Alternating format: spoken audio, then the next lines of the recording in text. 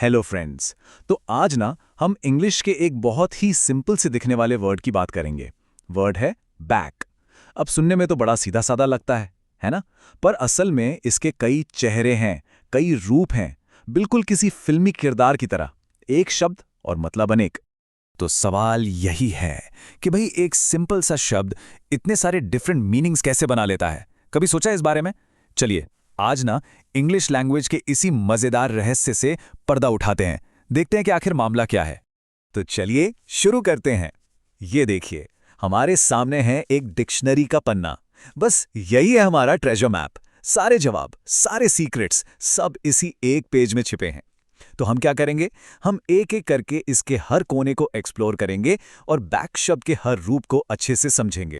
तो सबसे पहले बात करते हैं बैक के उस मीनिंग की जिसका ताल्लुक है सपोर्ट से, सहारे से। हाँ, ये सिर्फ हमारे शरीर का हिस्सा नहीं है। ये शब्द अक्सर किसी को सपोर्ट देने की फीलिंग को भी दिखाता है।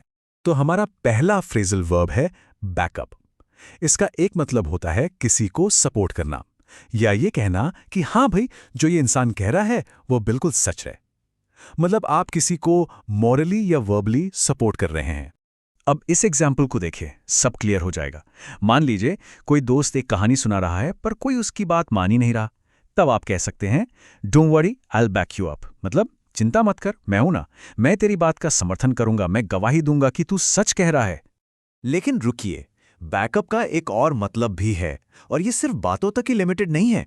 इसका मतलब किसी चीज को एक्शन से, मतलब काम करके सपोर्ट देना भी होता है। इसमें एक्शन इन्वॉल्व है। ये एग्जाम्पल देखिए, बात और भी साफ हो जाएगी। The rebels backed up there demands with threats.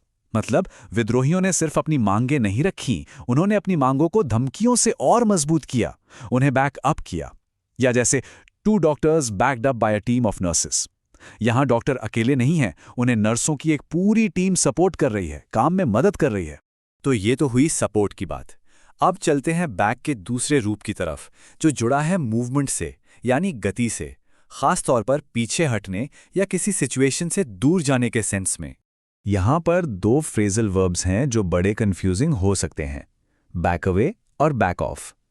देखिए, बैक अवे का मतलब है फिजिकली पीछे हटना, किसी डरावनी या बुरी चीज को देखकर, जबकि बैक ऑफ का मतलब होता है किसी को परेशान करना बंद कर देना या किसी मुश्किल सिचुएशन से ही पीछे हट जाना।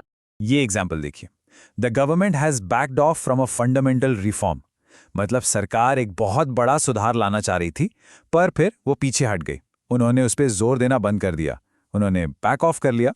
मूवमेंट से जुड़ा एक और इंपॉर्टेंट फ्रेज है बैक डाउन। अब यहां पर की पॉइंट ये है कि इसका मतलब है हार मान लेना, किसी आर्ग्यूमेंट में ये एडमिट कर लेना कि हाँ मैं गलत था, अपनी बात से पूरी तरह पलट जाना। अच्छा, यहां एक छोटा सा ब्रेक लेते हैं। अगर ये सारी जानकारी अच्छी लग रही है और कुछ नया सीखने को मिल रहा है तो प्लीज इस वीडियो को लाइक करें, कमेंट करके बताएं, और हाँ, English with Afzal Zameer channel को सब्सक्राइब करना तो बिल्कुल मत भूलिएगा।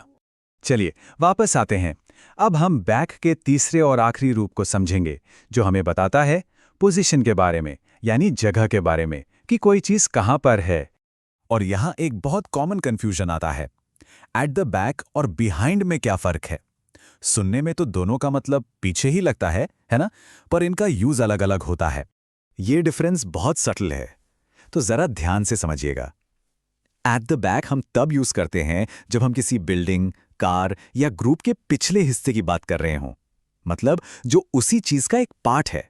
जबकि बिहाइंड का मतलब ज्यादा जनरल है, किसी भी चीज के पीछे। इस एग्जाम्पल से सब कुछ क्रिस्टल क्लियर हो जाएगा। Our room was at the back of the hotel. मतलब हमारा कमरा होटल के पिछले हिस्से में था। अब कमरा होटल का ही तो एक हिस्सा है ना? इसीलिए eight the back of the hotel कहा, बिहाइंड द होटल नहीं। तो आज की इस पूरी बातचीत का निचोड़ क्या है? द मेन टेक अवे वो ये है कि हमें दर्जनों फ्रेजल वर्ब्स को रटना नहीं है, बिल्कुल नहीं। हमें तो बस उनके पीछे के पैटर्न को समझना है। तो चलिए एक क्विक रिकैप करते हैं। बैकअप मतलब सपोर्ट करना, बैक ऑफ मतलब कॉन्फ्रंटेशन से पीछे हटना, बैक डाउन मतलब हार मान लेना, और एट द बैक मतलब किसी चीज का पिछला हिस्सा। तो असली सीक्रेट यही है, इन सबको मेमोराइज करने की कोई जरूरत नहीं है। बस ये तीन कोर आइडियाज याद रखिए, सपोर्ट, मूवमेंट एंड पोजीशन, सहारा, गति और जगह। अगर ये 3 आइडियाज दिमाग में बैठ गए तो बैक से जुड़ा कोई भी फ्रेज आपको कभी भी परेशान नहीं करेगा। ये गारंटी है।